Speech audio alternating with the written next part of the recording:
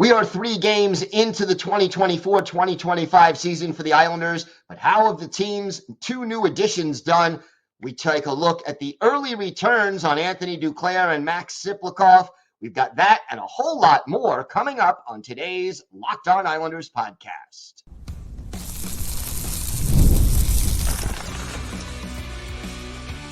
You're Locked On Islanders, your daily podcast on the New York Islanders. Part of the Locked On Podcast Network, your team every day. Welcome, everybody, to the Wednesday edition of the Locked On Islanders podcast, part of the Locked On Podcast Network, your team every day. I want to thank everyone who makes Locked On Islanders your first listen every day. Don't forget to subscribe on YouTube or wherever you get your podcasts so you get new episodes as soon as they drop. Today's episode is brought to you by Game Time. Download the Game Time app, create an account, and use code LOCKEDONNHL for $20 off your first purchase. We have got a lot to discuss on today's show, but first, if there's something Islanders related on your mind, if you have a question, a comment, maybe a topic you'd like us to discuss on a future episode, send us an email. The email address, lockedonislanders@gmail.com. And if you leave your first name and where you're from, we're happy to mention you on the show when we talk about whatever's on your mind. You can also follow the show on X at Locked On Isles, and you can follow me, Gil Martin, on X at Ice Wars, NYR-VSNYI. We'll keep you up to date on all things Islanders all year long, and I am live tweeting during nearly every Islanders home and road game. So join me for some instant insight and analysis, and it's great to talk Islanders hockey with you, game time or anytime. I wanted to start off today's show talking about the Islanders' 2 big offseason acquisitions. And, we have talked, everydayers know, we have discussed the fact that, Lou Lamoriello did not have a lot of cap room. And that limited what he could do heading into this season. And clearly, he tried to do as much as he could without actually breaking up his group of players. So, there were people saying trade Anders Lee. Didn't trade Anders Lee. J.G. Pageau makes the most sense. Move on from J.G. Did not do that. Basically kept the core of this team together, but he did make 2 limited additions, both of whom were designed to improve the goal scoring and the offense.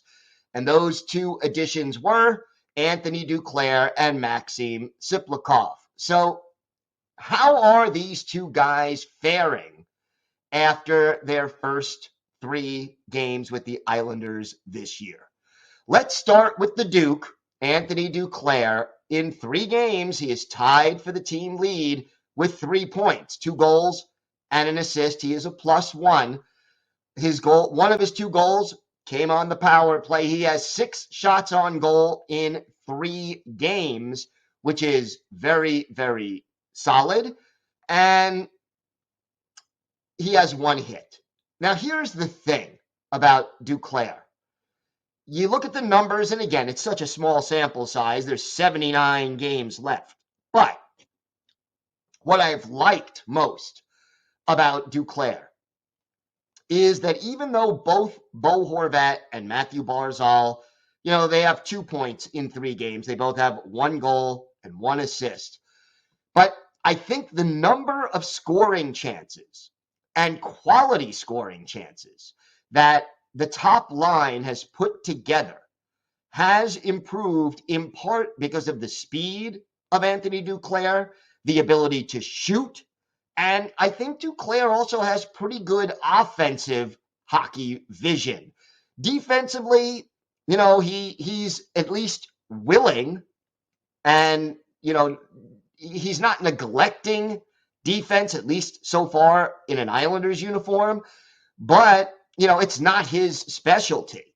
But I think offensively, we have seen definite improvement as far as the way the Islanders are moving and the way the first line is creating. 10 shots on goal through 3 games for Bo Horvat, 5 for Matthew Barzal. So 21 shots on goal in 3 games for the top line. You keep doing that, and you're going to create even more. I think Duclair has been good in the locker room thus far. He seems to fit in well with his teammates, and he seems to be the kind of guy that will make the line of Bo Horvat and Matthew Barzal, that duo, much more effective now that there is a third top 6 forward on their line, a guy who can keep up with Matthew Barzal, which is not easy for a lot of NHL players to do. And he can also, in addition to shooting, which Duclair does well, he's also good at passing. So, Bo Horvat's goal set up beautifully. And, Duclair is capable of making some pinpoint passes, of shooting, of keeping up with Matthew Barzal. These are qualities, and he's experienced. So these are qualities that he brings to the table. And so far, I am liking when it comes to Anthony Duclair. I think he has fit in well. He has done a solid job, and he is giving the top line and the power play a little extra juice. I mean, again, it's early. The power play only hitting at 12.5% right now, 24th in the league. But again, 3 games. The fact that, Anthony Duclair is capable of contributing to the power play, in my mind, over the long run is going to help this team be better. As for Max Tsyplakov, he has a goal and an assist in 3 games. And he also has 6 shots on goal. The thing that I've noticed about Tsyplakov is his hockey IQ. He sees the game well. Not a great skater as far as speed goes, but he sees the game well, and some of the time that helps make up for his lack of speed, because when you anticipate well, you can be in the right place at the right time. The other thing I'm liking about him is his physicality. And we're going to talk a little bit more about physicality and this team a little bit later on in the show. But who's leading the Islanders in hits through 3 games? Max Tsyplakov with 9. That is really solid for a guy who, we were concerned, how long will it take him to, adjust to the faster pace of the NHL game? How will he read the situation with the different angles, with a more narrow rink? Because in the KHL and really internationally, rinks are wider than they are in the NHL. I think the high hockey IQ has helped Tsyplakov in that area as well, that he's able to figure things out. Now, has the transition been totally smooth? No. He did have a couple of defensive mistakes that I've seen, although I think overall his defense is fine. And, the other thing is he's taken 2 minor penalties through 3 games. Part of that could have to do with speed. Part of that could have to do with having to read plays a little bit better. So you got to hope that these things iron themselves out over the course of time as Tsyplakov gets more experience. But again, adding him to the power play, he is another big body that can screen a goalie on the power play, that can help the power play be more productive. And he gives potentially the Islanders another legitimate top 6 forward, which, last year they had 3 or 4. By the end of the year, I said, 4, because Kyle Palmieri reestablished himself as a top 6 forward by the way he played over the course of the year. But realistically, the Islanders started the season with 3 and managed to get it up to 4 when Palms played well and stayed healthy. But adding Duclair and Tsyplakov gives the Islanders more scoring, more speed higher hockey IQ, speed being Duclair, the hockey IQ, kind of both of them, but more Tsyplakov, and more firepower. And that's one of the many things this team needed to do. And the fact that Tsyplakov is leading the team in hits is also encouraging. Talking about hits, does this team have enough grit, enough physicality? I know a lot of people in comments on YouTube and comments via email have asked about that over the course of the offseason and into the regular season. So we're going to talk about that a little bit more. We'll also have our first weekly farm report on all things Bridgeport Islanders. And for our Islanders birthday of the day, a popular physical defenseman who was with the Islanders in the early to mid 1990s, then played for the Penguins and the Rangers. I think this is an easy one, but let's see if you can guess who that is. We've got all that and more coming up on today's Locked On Islanders podcast. Today's episode is brought to you by your friends at Game Time. Game Time has a new feature called Game Time Picks that makes getting tickets for your favorite live events even easier. Game Time Picks filters out the fluff to show you only incredible deals on great seats, so you don't have to waste time searching through thousands of tickets. And look, my favorite feature on Game Time remains the view from your seat. You go on the app and you get a panoramic view from your seat before you purchase the ticket, so you know exactly what to expect when you arrive at the game or the show. Take the guesswork out of buying tickets with Game Time. Just download the Game Time app, create an account, and use code LOCKEDONNHL for $20 off your first purchase. Terms apply. Again, create an account and redeem code LOCKEDONNHL for $20 off. Download Game Time today. What time is it? It is game time. Today's episode is also brought to you by your friends at Prize Picks. You can win up to 100 times your money on Prize Picks with as little as 4 correct picks. Prize Picks is the best way to get in on action on sports in over 30 states, including California, Georgia, and Texas. Sign up today and get $50 instantly when you play $5. You don't even need to win to receive the $50 bonus. It's guaranteed. Do you think Justin Jefferson will get more than 83.5 yards next week? Christian McCaffrey run for more than 75.5 yards? Cook up hot takes with your friends and win real money this football season when you and your crew run your games on Hot Picks. Download the app today and use code LOCKEDONNHL. You'll get $50 instantly after you play your first $5 lineup. Again, that's $50 instantly when you play your first $5 lineup when you use code LOCKEDONNHL. So remember, Prize Picks, run your game.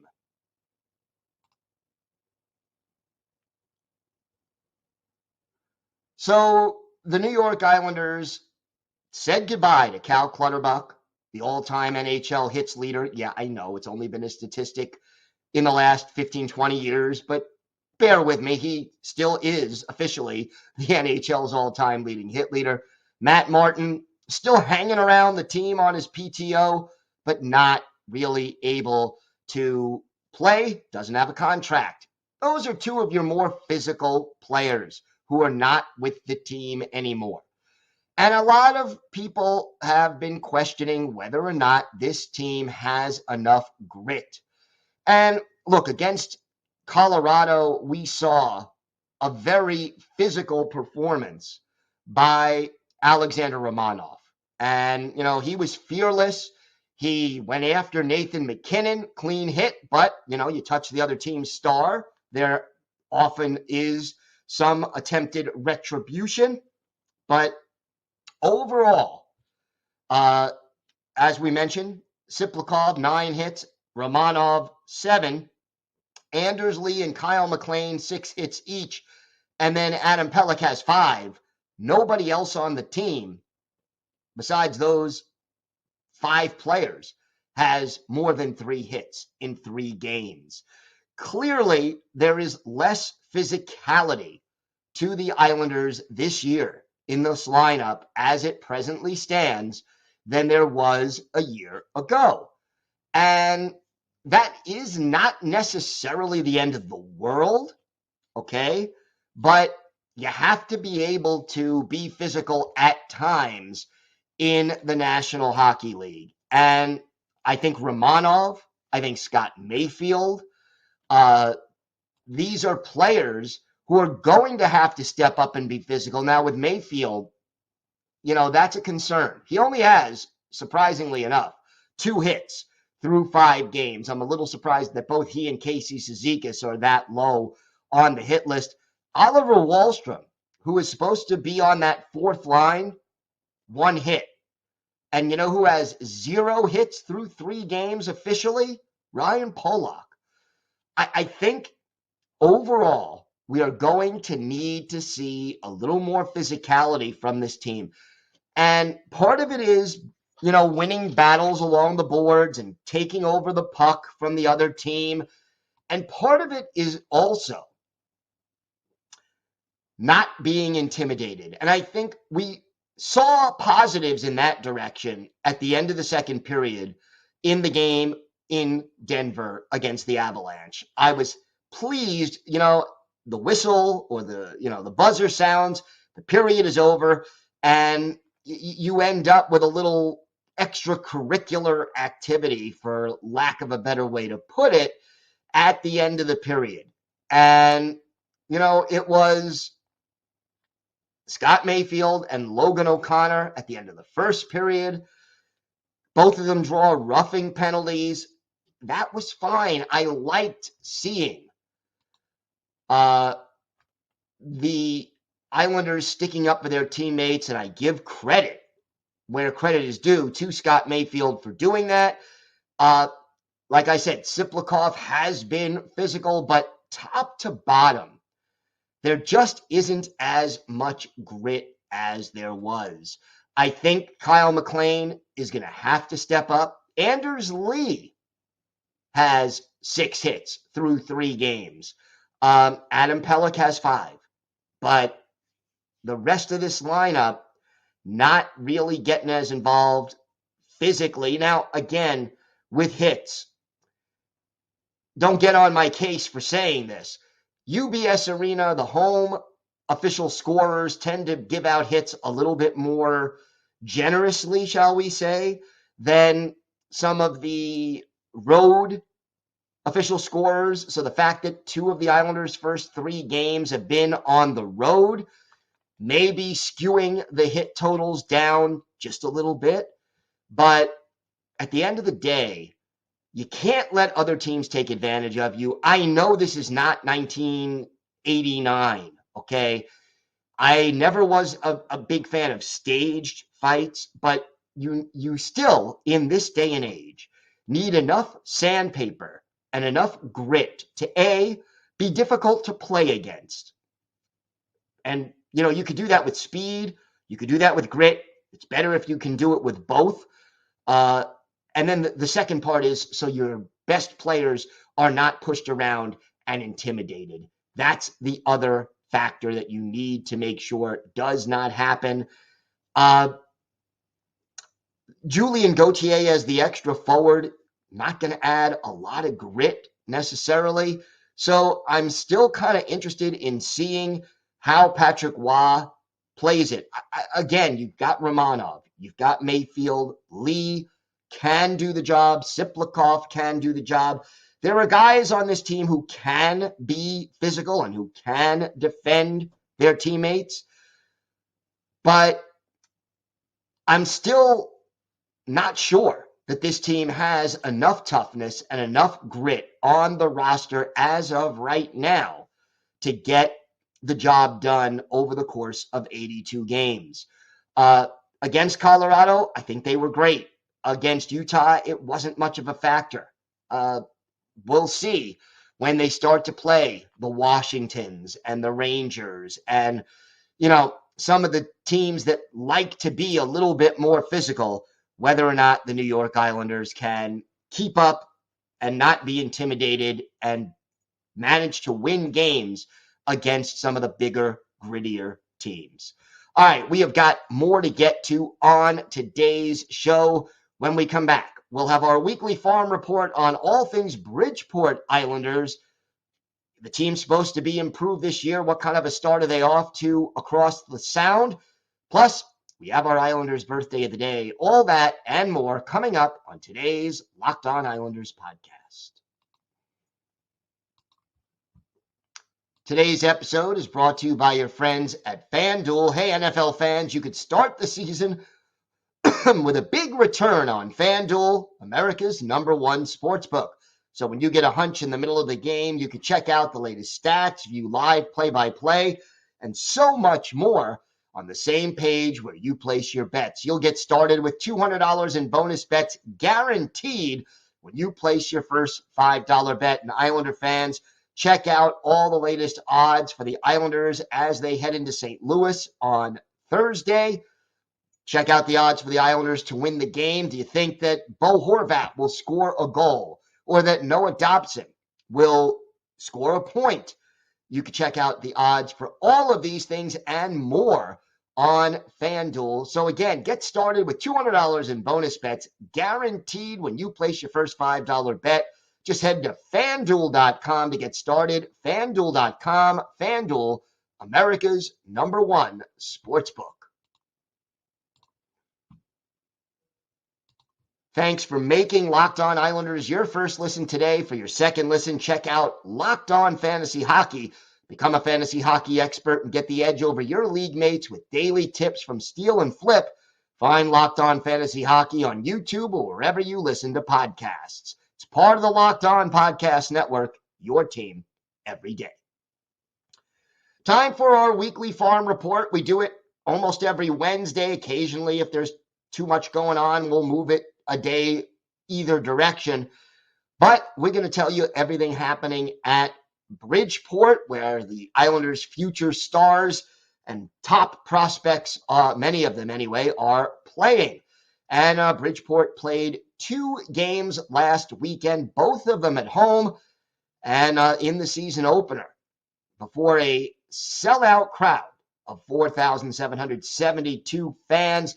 The Islanders fell to the Providence Bruins by a final score of 3-2. Pierre Engvall and Brian Pino got the goals. Pino's goal was shorthanded, but at the end of the day, it wasn't enough as goaltender Michael DiPietro shut down the Islanders in the second and third periods. 17 saves for Marcus Hogberg in his Islanders debut, but it was not enough. And again, special teams being a part of everything. The Islanders, Bridgeport killing off all 5 of the Bruins power plays, but went 0 for 3 on their own, and that was part of the problem. Meanwhile, the next night, the Charlotte Checkers come in, and unfortunately, the Islanders fall to Charlotte by a score of 3-0 on Sunday afternoon. Jakub Skarek played really well, faced 37 shots, only gave up 2 goals, but it was a familiar face coming through and shutting out the Bridgeport Islanders, and that was Ken Appleby. Islanders outshot 38-21 in the game. Appleby made all 21 saves. That's his 8th career AHL shutout. And again, special teams. Charlotte had 1 goal in 7 power play opportunities.